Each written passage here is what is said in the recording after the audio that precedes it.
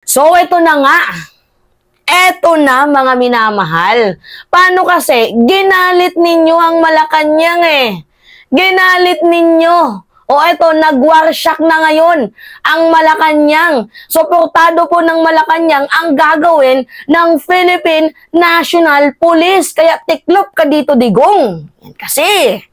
Yan kasi, huwag niyong sinusubukan ng isang weak leader na tinutukoy ninyo. Weak pala ha. O ngayon, sige, tingnan natin kung hanggang saan niyang tapang ninyo. So ngayon nga po mga minamahal, ito kasi yung balita kagabi. Sabi dito, the PNP to reopen cold cases of official killed during Duterte drug war. So ano ba yung ibig sabihin mga minamahal ng tinatawag na cold cases? Yung mga kasong inabando na. Yung kala natin wala ng hustisya kasi matagal na. 'Di ba? Matagal na. Sabi na natin mga 2016 o anong taon na ngayon. Yung kumbaga sa madaling sabi, unsolved cases. 'Di ba? Mga minamahal, yung mga kasong hindi na muling nabuksan, noon relevant tapos out of nowhere, wala na. 'Di ba? So ngayon, eto basahin lang muna natin ha bago yung pahayag ng Malacanang. So ang sabi dito, the Philippine National Police will reopen the investigation of several cold cases of local officials who were killed at the height of the Duterte administration war on drugs. So mga official, mga minamahal, sino-sinong mga official yan? Yung mga alkalde. Bakit i-reopen? Kasi nabuksan mga minamahal yung issue kay Mayor Halili. Diba mga minamahal? Kung hindi po naitapik itong si Alkalde Halili, hindi po muling pabubuksan ng PNP ang relevance sa ibang mga official na mga natigibumbum sa panahon ni former President Duterte. Buti na nga lang mga minamahal na singit sa context itong si Antonio Halili. Nang dahil sa kanya, nagkaroon ng reason ang Philippine National Police na buksan muli ang mga panis na kaso na hindi po nabigyan ng hustisya. Yung mga unsolved cases, mga abandoned cases, na akala natin wala ng justice. But now, mga minamahal, we are healing. Kasi yung ibang mga kaso dyan, actually, ang daming mga list ng mga alkalde at na mga bise na mga alkalde, mga minamahal, ang natigibumbum sa panahon ni former President Duterte. At lahat ng ito, mga minamahal, may relevance sa reward system, sa reward money. At most of them, mga minamahal, na mga na ganon, inambush. May mga gunmen, mga minamahal, yun yung totoo dyan. So, bakit? Bakit most of them may mga gunman? Bakit most of them tinrabaho? Wala man lang doon yung natigibumbum dahil may sakit? Wala. At saka ito yung malala. Panahon po ito mismo nung 2016. Most of them 2016. Yeah? Oh. According to the 24 Oras reported by Ian Cruz, this includes the assassination of mayors of Tanuan City, Batangas, where a police officer is being tagged as one of the suspects. The PNP said alleged cold cases will be reopened after former Police Lieutenant Colonel Roy Magarma revelation the House Squad Committee hearing that there are cops involved in the killing of Tanuan City Mayor Antonio Halili in 2018. So ngayon, paano natin nasabi mga minamahal na suportado ito ng Malacanang? Eto, pakita ko sa inyo. Nakita niyan, nagsalita si Executive Secretary Lucas Bersamin. So basahin natin yung pinaka-post ng Impact Leadership. Sabi dito, Malacanang supports the PNP re-investigation of high-profile killings in drug war. Yan kasi. Masyado niyong ginalit ang presidente. Alam niyo mga minamahal, ito yung napapansin ko Itong investigation ng House Squad Committee, ito po ay stepping stone dito sa International Criminal Court. Kasi yung ICC, wala na kasi silang hudikature. 'Di ba? Matagal na tayong umalis. Si Digong ang umalis. Dinamay lang ang Pilipinas, ang bansang Pilipinas. Nag-withdraw siya sa kagustuhan niya na hindi siya madali ng ICC. Dinamay pa tayo. Oh, see? Wala ng jurisdiction ang International Criminal Court. Wala na. Totoo yan. Pero, meron silang karapatan mag-imbestiga noong panahon ng 2016 hanggang 2019, nung hindi pa tayo nag-withdraw. Pero sa madaling sabi, mga minamahal, itong ginagawa ng House Quad Committee, bumubuo sila ng konklusyon at naghahanap ng kasagutan. Gusto nila magkaroon ng isang paano ba natin ito ipaliwanag? Isang matinding kabig na wala ng butas. Para kung sakaling ipasa sa ICC, arrest warrant na yung susunod. Pwedeng ganun. Kaso ngayon nga po, mga minamahal, bumubuo pa lamang po sila ng konklusyon. Medyo aminado tayo na ito ay magtatagal ng konti kasi madaming mga involved. Lalo pat ngayon, nagkaroon na ng mga sanga-sanga at nabulat-lat na po, mga minamahal, yung mga issue-issue. Tas tingnan nyo ngayon, yung mga officials na mga natigi-bumbum, tingnan nyo na naiungkat din. So, medyo hahaba at lalawig pa ito, mga minamahal. But then, we are hoping na after this House Quad Committee, we have an answer. And we are hoping din na makukuha na natin yung justice. Right? Anyway, sabi dito, Malacanang express support of the Philippine National Police or PNP plan to reinvestigate high-profile killings linked to the bloody war on drugs initiated by former President Rodrigo Duterte. In a statement on Wednesday, October 16, Executive Secretary Lucas Bersamin emphasized that reopening this investigation underscores the Marcos administration commitment to the justice and the rule of law. See? Kasi yan naman yung pinangako ng ating Pangulo, di ba, mga minamahal? Lahat may hustisya. Bagong Pilipinas nga, di ba? Ito na yun.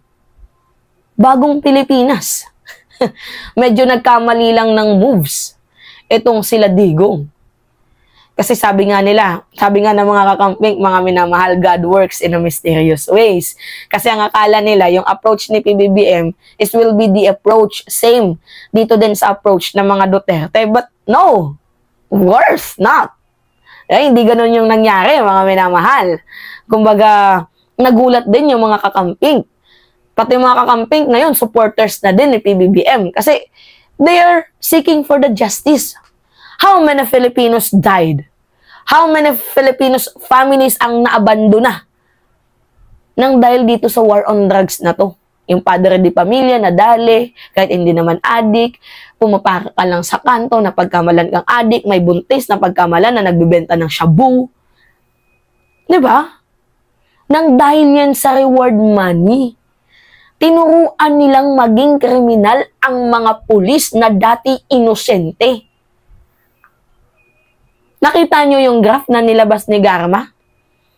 Yung cash flow? Kita nyo yun? Kung paano umiikot yung pera sa pamamagitan ni Bongo? The PNP Criminal Investigation Detection Group or CIDG is reviewing the case of Tanwan City Mayor Antonio Halili following claims from retired Police Colonel Roy Magarma that the police officer were involved in his killings. Halili, known for his controversial shame campaign against suspects, was shot by unidentified assailant during flood raising ceremonies at the Tanwan City Hall, July 2, 2018. Kasi mga minamahal, most of the mayors na medyo against sa war on drugs ni former President Duterte or yung mga mayors na involved mismo, pinategi. Ang iba, dahil sakim sa pera, dahil sa reward money, pinategi. Ang iba naman, dahil galit sa war on drugs, pinategi. Ang dami. At most of them, mga minamahal, is in ambush. Yeah. In a press briefing on Tuesday, October 15, the PNP spokesperson Brigadier General Jean Fajardo announced that the CIDG would also investigate the murders of other figures killed during Duterte's drug war. So, hindi lang pala mga official, mga minamahal, ang iimbestigahan dito. Bagkus ang iba ding mga personalidad. On October 13, the Department of Justice announced it would conduct preliminary investigation into several high-profile killings that occurred during Duterte's administration. These cases includes of the murders of Halili, the Philippine Charity Sweepstakes Office PCSO Board Secretary and retired Police General Wesley Barayuga, in 2020, Albuera Leyte Mayor Rolando Espinosa in 2016, and convicted drug lord Chu Kintung, Lin Lanyan, and Wong Mingying inside the Davao Prison Penal Farm or DPPF in 2016. Do you remember the case of these three Chinese? Ha? Kung bakit napatawag dito si Roy Magarma? Magpasalamat tayo dito mga minamahal because of Gerardo Padilla. May dalawang person deprived of liberty, mga minamahal, ang nagsalita. Alam niyo yan, di ba? Yung dalawang PDL na nagsalita na may involvement si former President Duterte dito sa pagpatay sa tatlong Chinese na to. And we do not know why they are being killed. Kung sila ba ay kalaban sa droga or kung sila ba ay may madaming nalalaman kung kaya iniiwasang kumanta kaya pinatahimik na. We do not know what is the reason behind these killings. But according to the two person, yung mga PDL, inutusan sila ni Gerardo Padilla. Nakitilin yung tatlong Chinese na yun. And then right after na parang ginawa nilang duguan, tumawag si Padilla kay Rodrigo Duterte. I mean, tumawag si Digong kay Gerardo Padilla and said, job well done. Pero bakit parang duguan? Ganun. Eh ngayon, si Gerardo Padilla, nag-sprikitik. Nagsalita yung lolas ninyo. Ang sabi, utos lang din sa kanya yan ni Roy Magarma. Kaya napatawag si Roy Magarma. And Roy Magarma is one of our key. Naging susi siya sa lahat, mga minamahal, kasi nagkaroon ng kalinawan ang iba't ibang issue.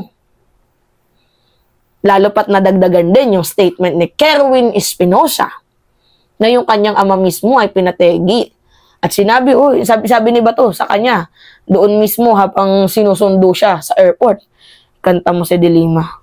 Turo mong protector ng drug lord dahil kung hindi, baka sumunod ka sa ama mo or may kunin sa pamilya mo.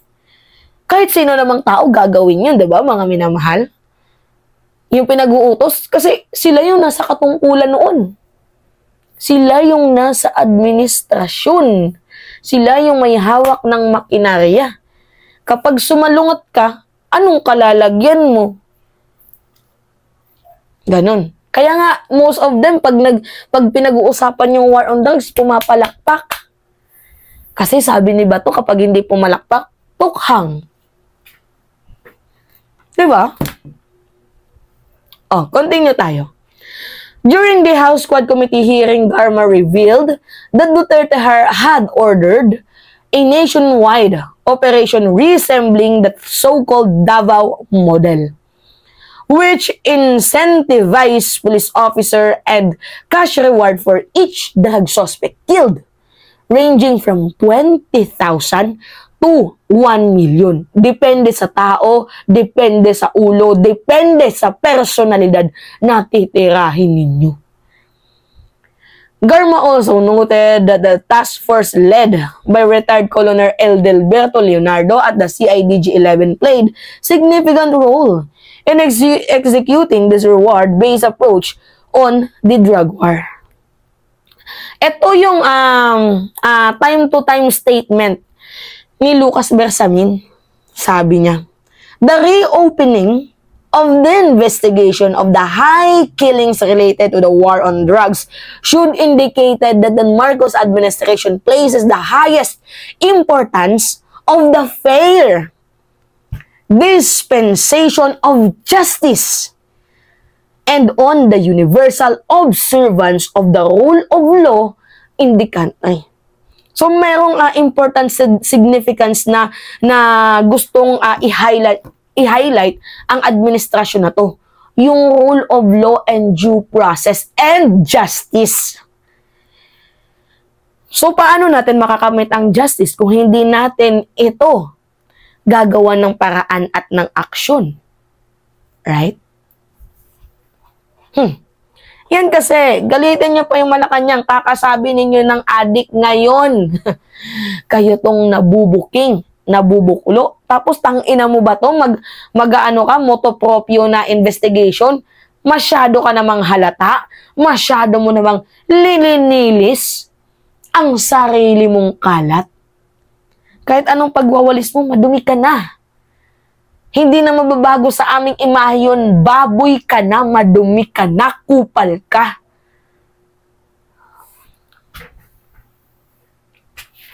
Ngayon mo imbestigahan niyang sarili mo.